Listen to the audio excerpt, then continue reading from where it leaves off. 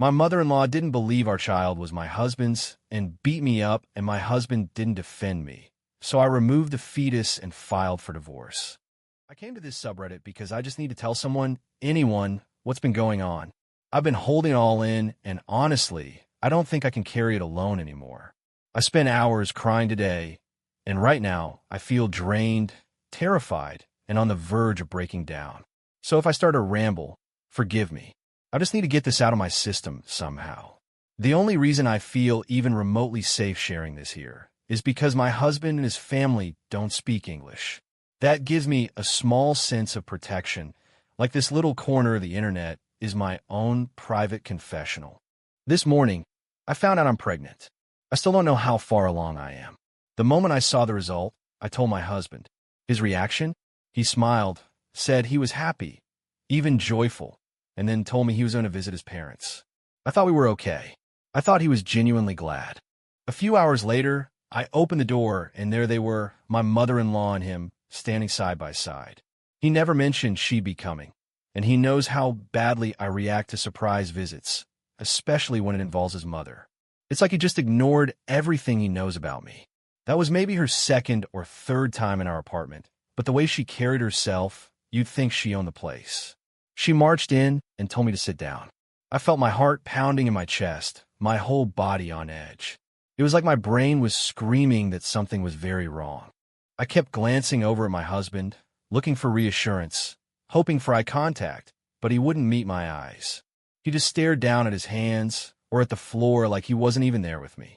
Then, right after a hollow congratulations, she demanded a paternity test. Just like that.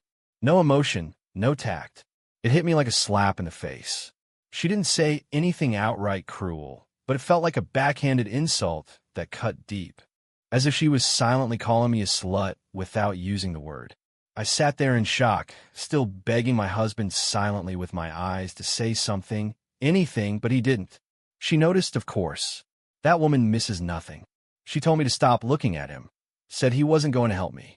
And the way she said it, it chilled me. There was this cold, calculated certainty in her voice, like she had rehearsed this scene 100 times. Then came the threats. She mentioned lawyers, ones close to their family. She told me if I had any sense left, I'd go with her to the clinic tomorrow and end it. Just like that. Like it was some minor inconvenience that needed handling. I felt like I had no control over my own body. I truly believed she might grab me right there and force her will on me physically. And my husband? He just sat there, saying nothing. Not a single word of protest. And that was the moment everything inside me broke. That was when whatever love I had for him died completely. After the shock faded, all I could feel was revulsion. Towards her, towards him, and towards myself for ever trusting him. I couldn't believe I had once thought he was someone who would protect me. I couldn't believe I'd let him touch me. That I was carrying his child. The disgust was so deep, it felt like it was in my bones. He looked so weak and useless sitting there in silence. And the worst part? I hated myself for not seeing it sooner. The only words I could manage were that I needed time to think. She snapped back, saying there was nothing to think about. I repeated myself. I was in shock. I needed space. But she wasn't having it. She said this kind of reaction was exactly what she had expected, and that now everything was crystal clear to her. I felt my stomach twist like I might vomit. My voice was shaking, and I wanted to cry right then and there, but I held it in. Then she had the nerve to say she was sorry it had to happen this way, but she was giving me 3 days. 3 days. Like it was a deadline to erase a life. My husband didn't say a single word. He stood up to walk her out like some obedient servant. Didn't glance at me. Didn't ask if I was okay.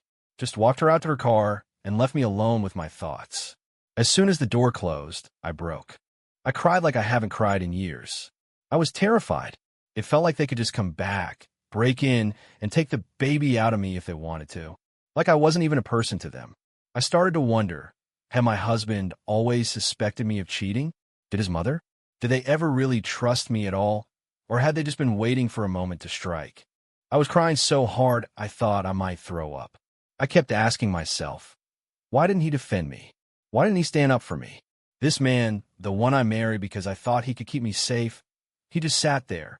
He left me to fend for myself in front of a woman who clearly saw me as less than human. The last time I felt this helpless, this exposed, was back in my childhood home. And I had promised myself back then that I would never feel that way again. I married him because I believed he would protect me, but now I feel ashamed for ever letting him get that close. For being pregnant with his child. When I heard him come back, I locked myself in the bathroom. I've been here ever since, crying nonstop. He hasn't said a word to me. I'm just waiting for him to fall asleep so I can sneak out and crash on a kitchen couch. I can't bring myself to share a bed with him anymore. I don't even want to be in the same room that I know I might not be thinking straight right now, but deep down, I already know I want a divorce. I can't picture myself ever feeling safe with this man again. That sense of love I once had for him, it's gone completely. And even if I tried, I don't believe I could ever trust him to stand up for me when it truly matters. I can't stay here anymore. What scares me most is that I've been thinking about ending the pregnancy. That was the first thing I looked up after everything happened. The thought came so fast, almost instinctively. What's growing inside me is a link, a tether, connecting me to him and to his mother. And I want that connection gone. I want it removed from me. While I was crying earlier, I must have scratched at my stomach without realizing it. Now the skin's all red and itchy. It's like my body is trying to reject it too. I can't even let myself think about what's inside me without spiraling into uncontrollable sobbing. All I want now is to feel safe again. And here's the part that feels cold and strange. I don't feel guilty for wanting to leave him. I know I'm giving up the future I once pictured. I'll probably lose most of my friends, and I'll be starting all over again. But I've done it before. When I left my parents' house, I was terrified, but I survived. I'll survive this too. I feel nothing for this pregnancy. It brings up images of his mother in my mind, and that alone is enough to make my skin crawl. It makes me afraid. I want it out of me. I never thought I'd ever consider termination. I've never really been around anyone pregnant before, so this whole experience is foreign to me. But writing this post has helped me slow down and breathe a little. It gave me something to focus on. For the first time today, I have a rough idea of what to do next. Now I'm stuck on the decision. Should I move out first, or should I see a doctor before anything else? I'm afraid that if I'm honest about how I'm feeling, they'll think I've lost it and try to lock me away. Oddly enough, this moment reminds me of the day I left my parents' home. That same mix of fear and clarity. My thoughts are clearer now, and the panic isn't so overwhelming.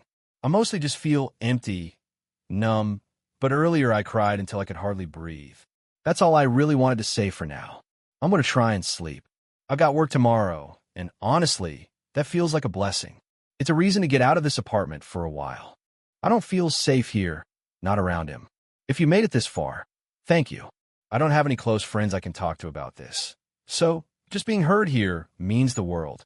Update 2 days later. Hi everyone. First of all, thank you.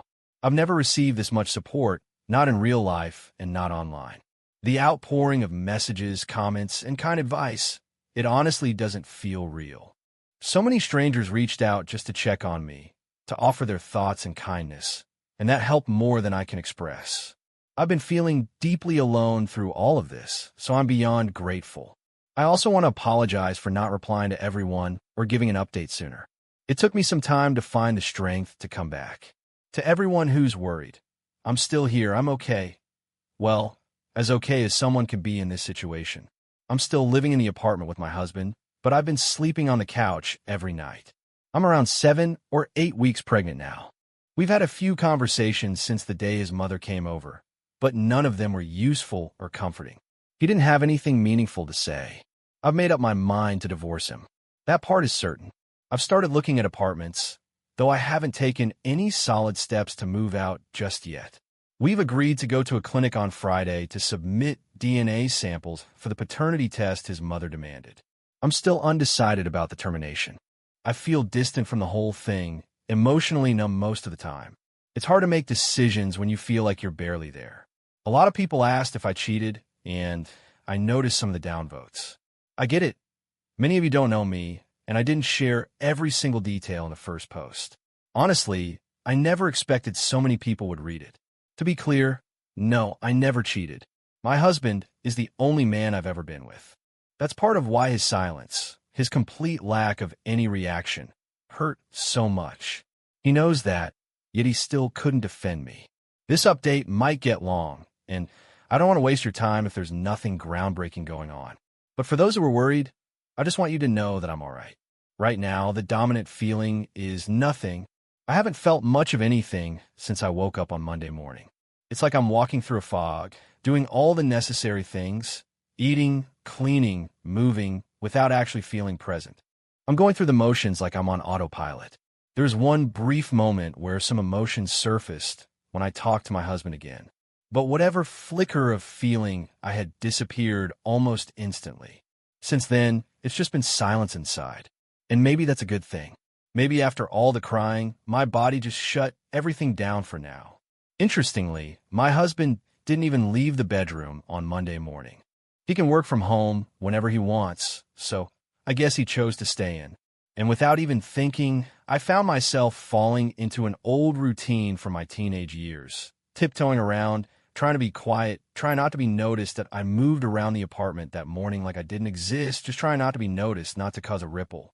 It was heartbreaking to realize that here I was a grown woman falling back into the same old survival patterns I used as a scared teenager. And yet, I couldn't stop myself. I couldn't force my body to do anything different. So I left for work silently, slipping out the door without saying a single word to my husband. On the train, I scrolled through your comments. I can't even describe how much that support meant. Reading those words from strangers, kind, thoughtful, concerned, made me feel less alone. I clung to them. Even while I was at work, I kept checking back, rereading what you wrote, and digging into information about clinics and paternity tests. A lot of what you said helped me shape a plan. Just having a plan gave me something to hold on to. Around noon on Monday, I started seeing messages from people asking me not to terminate the pregnancy. Many of you said I was in the middle of a trauma response, that my thoughts weren't coming from a calm or clear place. I understand where that's coming from. I really do.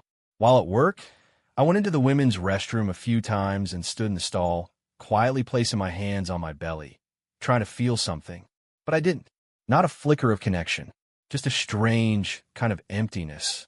If I'm being brutally honest, the only thing I consistently feel is a faint sense of disgust when I think about being pregnant.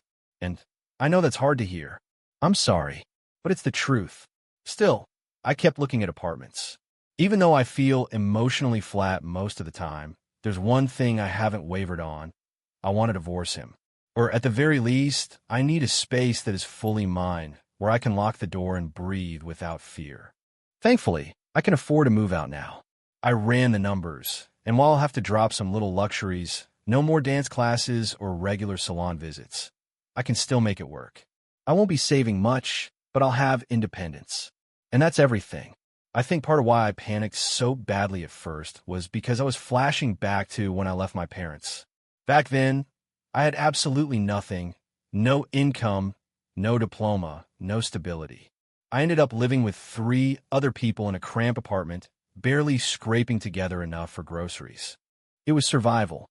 Realizing that things are different now, that I can take care of myself financially, has been like coming up for air. It grounded me. So here's my plan for now. I'll wait until after we give our DNA samples for the paternity test. That's scheduled for Friday. Once that's done, I'll probably wait until Monday or Tuesday when my husband is likely to go into the office. That way, I can pack my things without conflict. I want to leave as quietly as I arrived. I also received quite a few messages suggesting that my reaction to all this might be rooted in trauma, and that perhaps I was being unfair to my husband. Some said he might be a victim too. A few even suggested that my expectations of him were too harsh, that my view of him had a sexist tilt. Those comments gave me a lot to think about. I'd already planned to talk to him, but they helped me clarify what I needed to say. I'm too exhausted to recount the entire conversation word for word, so I'll just summarize. First, I asked him point blank if he thought I had cheated. His answer?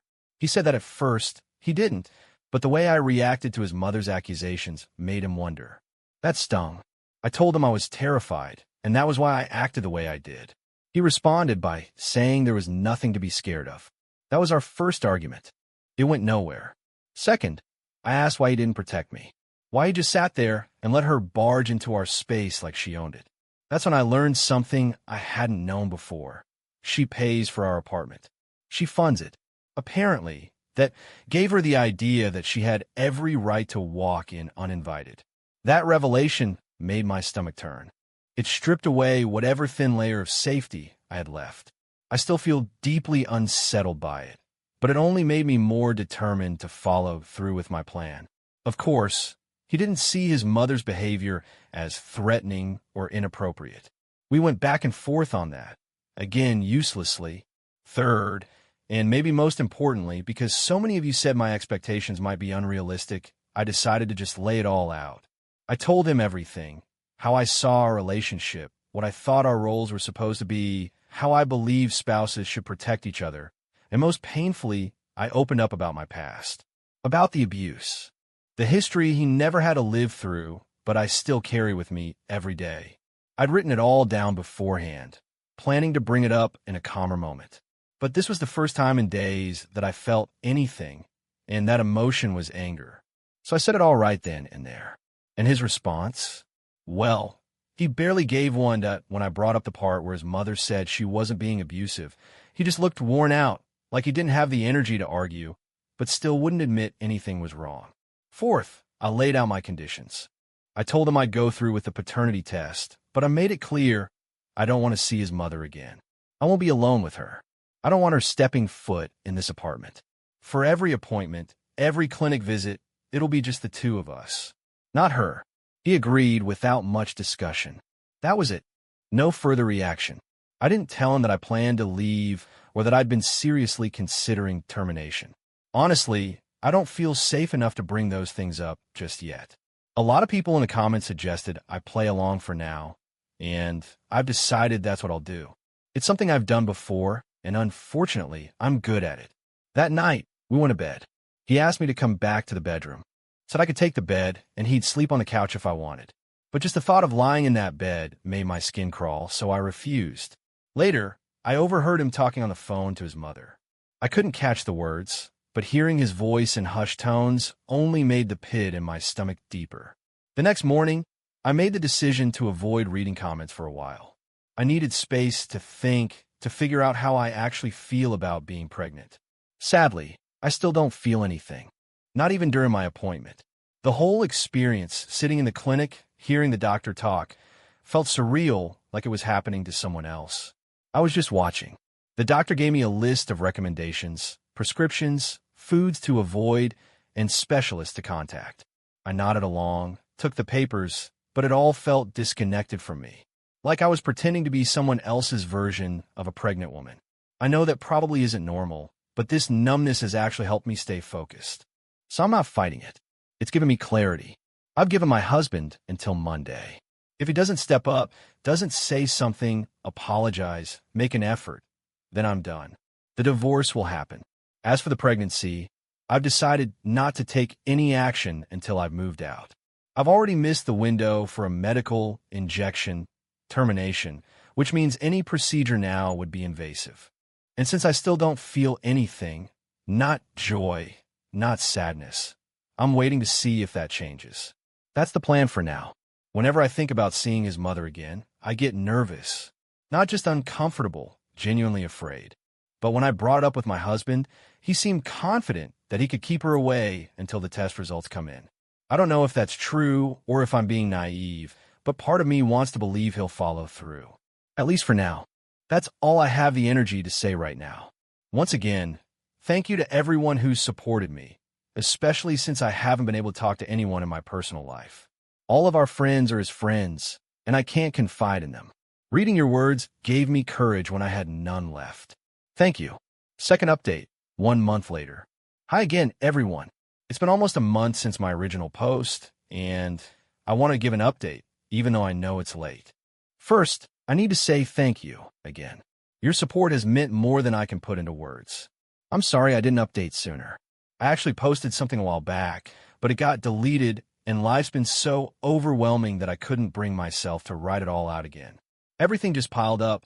Family stress, work pressure, My boss didn't even give me a single day off, so I had to handle all of this in the evenings and weekends, running from work straight into appointments or flat viewings. December is one of the busiest times of year for my job, so I was putting in extra hours too. I barely had time to sleep, let alone reflect. Here's the short version. I'm no longer pregnant. I live alone now in a new apartment, one that's painfully expensive, but at least it's mine. I'm not legally divorced yet, but the separation is real. I've lost every friend I had, which isn't surprising since they were all connected to him. It's lonely, but I'm okay. I don't want to drag this on too long, so I'll skip over things I already said in my deleted post. Honestly, writing it all out again feels impossible. The last few weeks were a blur of decisions, appointments, and emotional shutdown.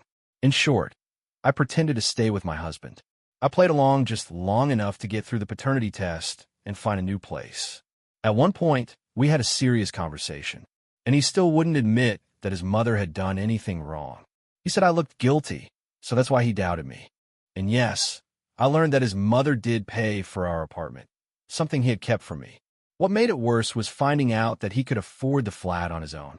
He earns well, but he chose to let his mother cover the rent, so he could spend his own money freely. That made me feel lied to, controlled by someone I never consented to depend on. He promised me that I'd never have to see her again. That was the only thing he was certain about. But of course, he lied to me again. There was one appointment we went to together, just me and him, and I let myself believe he'd keep his promise. But when the day came for the paternity test, I arrived at the clinic and he wasn't there. Instead, his mother was waiting for me. I still feel humiliated thinking about it. I couldn't keep myself together. I completely broke down. I called him in tears, and do you know what he said? He told me he hadn't broken his promise because it wasn't a real doctor's visit, just a blood draw. He showed up late after everything had already happened. I was stuck in that room alone with her, sobbing uncontrollably while she stood there stone-faced. The nurses didn't speak to me at all. They only addressed her. And when I made any sound, choked breathing, crying, they looked at me with disgust. Their expressions made it clear. They thought I was some naive, unfaithful girl who had gotten herself into this mess and now had to deal with the consequences. Looking back, I understand why they may have thought that. Based on how I acted, I probably fit the stereotype perfectly. But the truth is, I was drowning. I couldn't stop the panic from flooding my chest. I had another episode.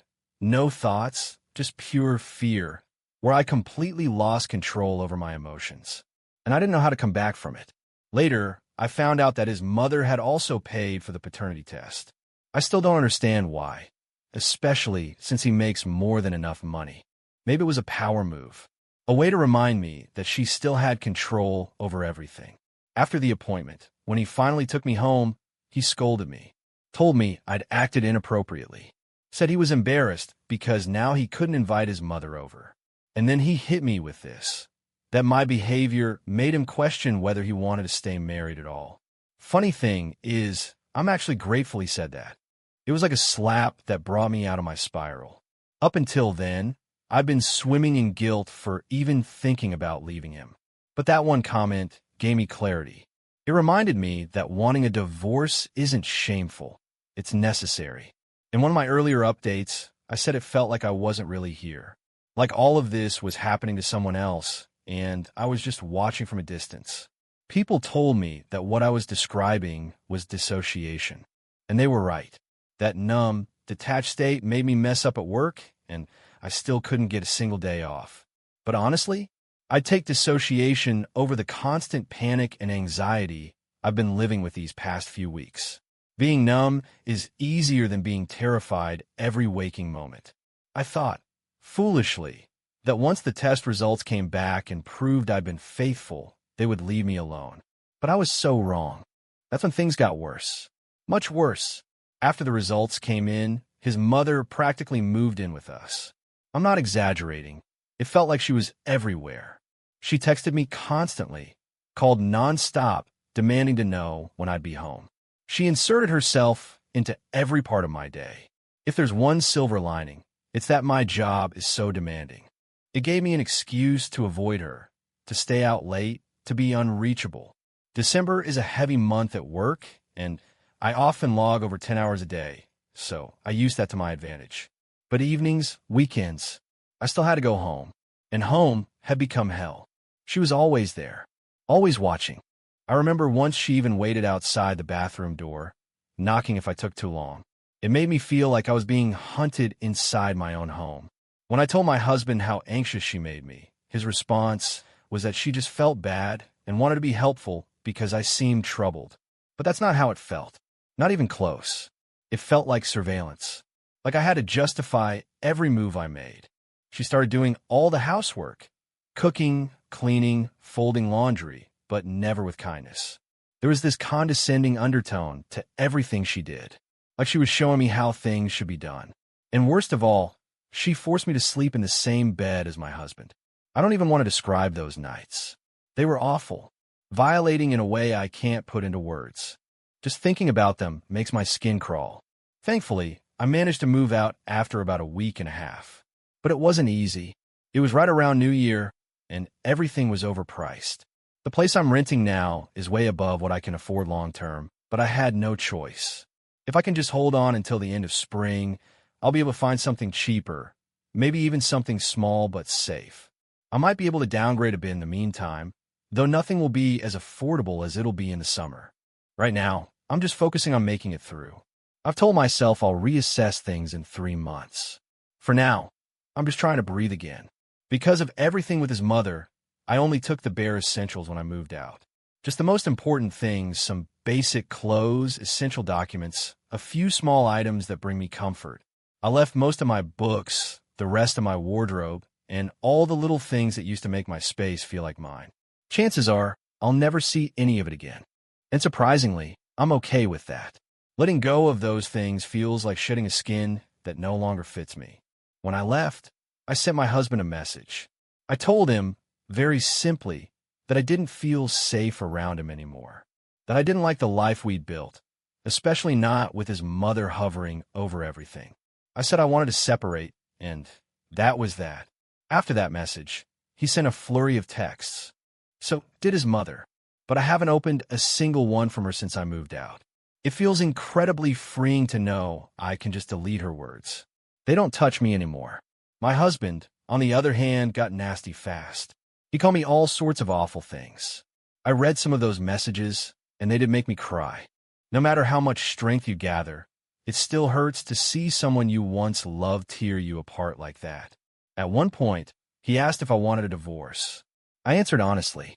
I told him that being forced to sleep beside him again, feeling his body next to mine, had made something crystal clear. It wasn't just that I no longer loved him. I felt disgust. That word felt ugly when I said it, but it was true. That's what I felt. He snapped back with something cruel, that I must have cheated and gotten pregnant by accident, or else I was just fundamentally broken as a person, that I was somehow beyond repair. And the saddest part? A small voice in my head actually agreed with him.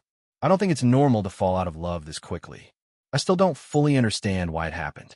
Maybe I'm damaged in some way. Maybe something inside me is deeply unwell.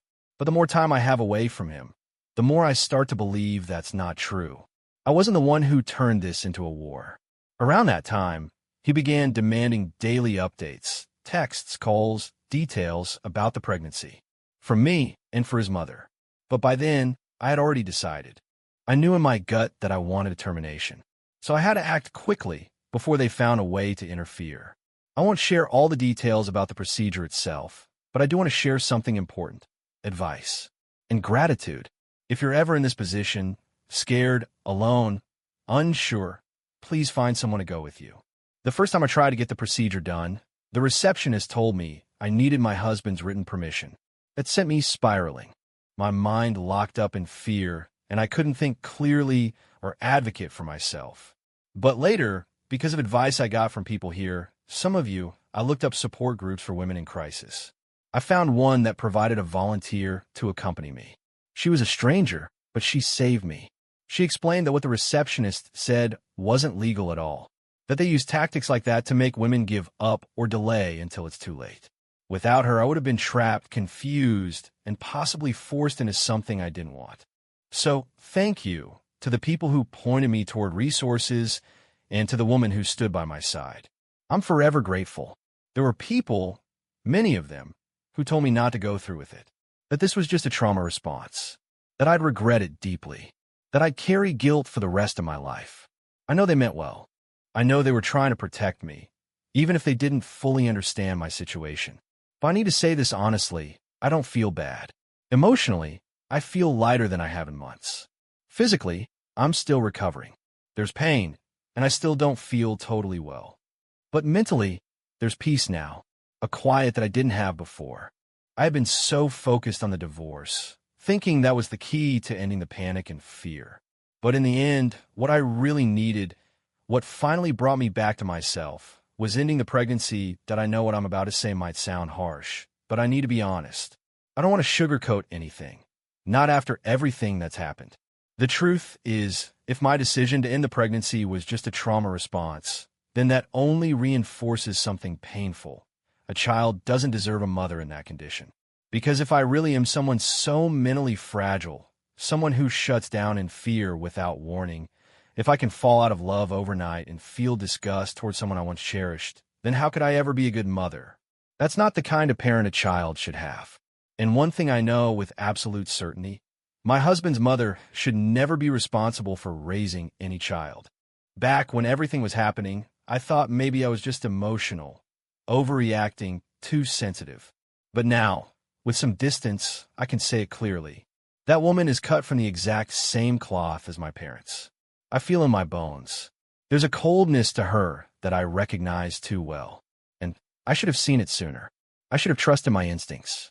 I've been thinking a lot about why I missed the signs, why I didn't notice what kind of person she was or who my husband really is.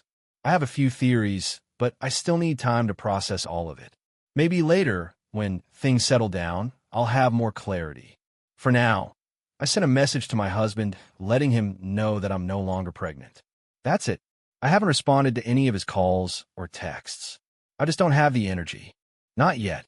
As I mentioned earlier, all of my friends were also his friends. And without asking me, his mother decided to announce my pregnancy on her Instagram. That still stings. She had no right. So of course, everyone found out. And now, I'm sure they figured out that I ended it. After I moved out, a few of our mutual friends, mostly women, reached out with kind words and support. They meant a lot. But now, there's silence. 2 of them even unfollowed me on Instagram.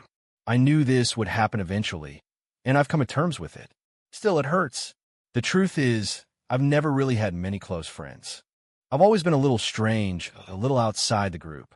But it was nice while it lasted, to have people to talk to laugh with, to feel like I belonged somewhere. Now, thinking about what they must believe about me, it makes me sad. But if they're gone this easily, they were never truly my people to begin with. And I have to accept that. So I'm moving on. Slowly. Quietly. That's all I have in me today. I'm sure there's something I forgot to mention. My brain's still foggy, and I've spent most of the day in bed trying to get my strength back. Work starts again next week, and with overtime on top of it, I need to be ready. Before I go, I just want to say thank you again. To everyone who read my words, offered advice, sent kindness. You helped me feel less alone in the worst moments of my life. Truly, I hope you all have a peaceful holiday season, one that's joyful, meaningful, and spent exactly the way you want it to be.